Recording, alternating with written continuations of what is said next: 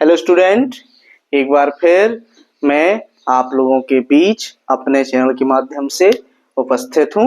आइए आज हम पढ़ते हैं गुणा के कुछ अन्य नियम। गुणा के कुछ नियम, ठीक है। गुणा के नियम साधारण सिंपल गुणा कैसे करते हैं वो मैं बता चुका हूँ। आज कुछ मोस्ट इम्पोर्टेंट, बहुत ही इम्पोर्टेंट, जो आपको हमेशा काम आने वाली चीजें हैं उनके बारे में समझाने का प्रयास करूंगा, ठीक है ना। चिन्हों का गुणा यदि हम देखें तो यदि लिखा हुआ है यहाँ कोई चिन्ह माइनस का है और यहाँ भी कोई चिन्ह माइनस का है, यहाँ पे कोई चिन्ह प्लस का है, यहाँ पे कोई चिन्ह माइनस का है, यहाँ पे कोई चिन्ह प्लस का है, यहाँ पे कोई चिन्ह प्लस का है। मतलब यहाँ पर कोई माइनस की संख्या है, यहाँ माइनस की संख्या है, यहाँ प्लस की संख्या है, यहाँ माइनस की संख्या है, यहाँ प्लस की संख्या है और यहाँ भी प्लस की संख्या है। तो यदि माइनस माइनस की संख्या का गुणा किया जाए, प्लस प्लस माइनस की संख्या का गुणा किया जाए, प्लस प्लस की संख्या का गुणा किया जाए, तो हमें परिणाम कौन से चिन्हों में प्राप्त होगा? हमें परिणाम कौन से चिन्हों में प्राप्त होगा? ध्यान रखना, यदि माइनस माइनस का आप गुणा करोगे तो क्या की संख्या प्राप्त होगी? प्लस की संख्या प्राप्त होगी। यदि धन और ऋण या ऋण और धन की संख्याओं का गुणा होगा तो ऋण की संख्या प्राप्त होगी। और यदि धन और धन की संख्याओं का गुणा होगा तो क्या की संख्या प्राप्त होगी? धन की संख्या प्राप्त होगी। अब देखो जरा, थोड़ा सा कॉन्सेप्ट क्या निकल के सामने आया?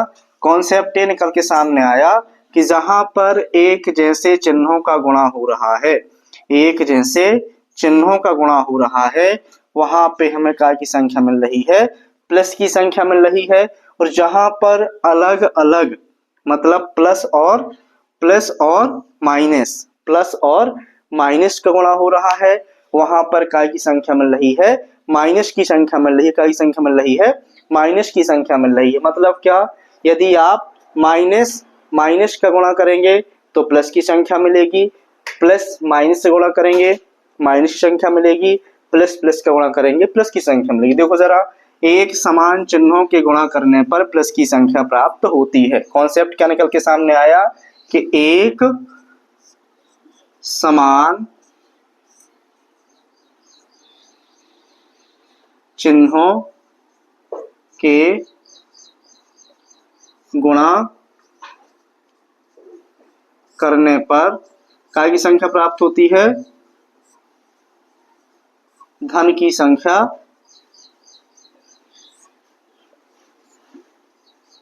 प्राप्त होती है। एक कॉन्सेप्ट ये निकल के सामने आया। दूसरा कॉन्सेप्ट क्या निकल के सामने आया?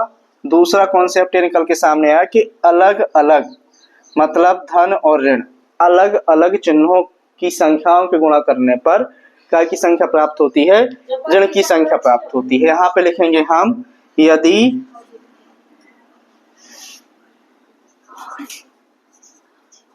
दूसरा कॉन्सेप्ट क्या है कि अलग अलग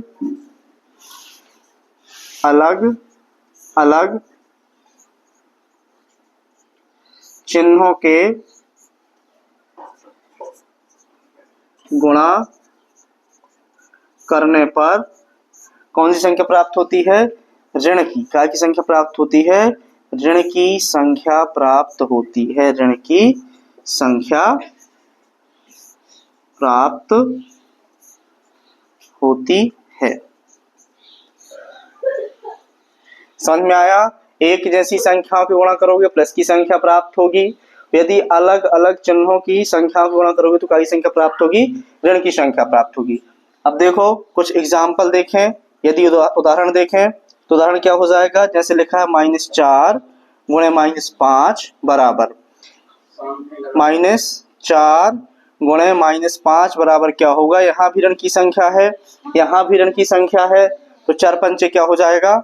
20 हो जाएगा। सबसे पहले आपको एक चीज ध्यान देना है, यदि आप ऋण और ऋण का गुणा कर रहे तो संख्या काय की प्राप्त होगी? तो ऋण और ऋण का गुणा करने पर क्या काय की संख्या प्राप्त होती है? धन की संख्या प्राप्त होती है, मतलब ये 20 काय का प्राप्त होगा, धन का प्राप्त होगा। इसी प्रकार यदि दूसरा उदाहरण देखें हम, एक संख्या प्लस की है, दूसरी संख्या माइनस की है, एक संख्या धन की है, एक संख्या ऋण की है, तो पहले चिन्हों का गुणा करो आप। धन का 4 है, ऋण का 5 है, तो धन और ऋण की संख्या गुणा करने पर काय की संख्या प्राप्त होगी, ऋण की संख्या, मतलब 4 पंचे 20 काय का होगा, ऋण का प्राप्त होगा। इसी प्रकार तीसरा नियम क्या था आपका, दोनों धन धन की संख्याएं हैं, 5 गुणे 4 लिखा है, 5 भी धन का 4 भी धन का, तो 5 को 20 भी काय का आएगा, धन का आएगा।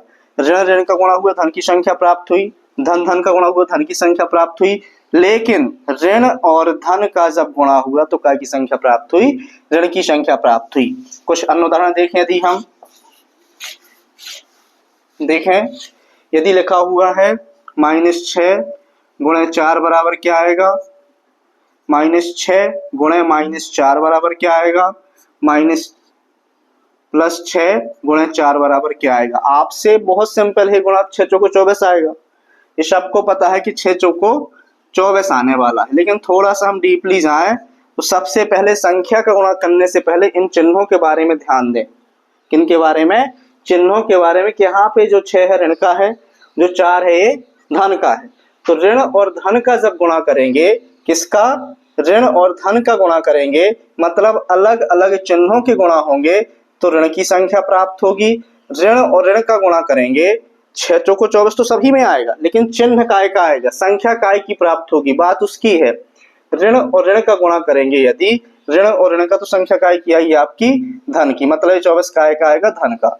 6 चौको 24 ये भी काय का आएगा, आपका धन का। ये हमारा आंसर हो जाएगा। इस प्रकार से हम चिन्हों के बारे में समझ चुके हैं और ये बहुत ही इंपॉर्टेंट होता है, ये अभी बेसिक है। इस चिन्हों के बारे में एक और वीडियो इसके अगले वाले वीडियो में हम देखेंगे और थोड़ा सा गहराई से समझेंगे। ये बेसिक कॉन्सेप्ट है। और यदि आप लोगों को वीडियो अच्छा लगा हो, समझ में आया हो, तो हमारे चैनल को सब्सक्राइब करिए, लाइक करिए और ऐसे ही वीडियो देखने के लिए हमारे साथ लगातार बने रहिए।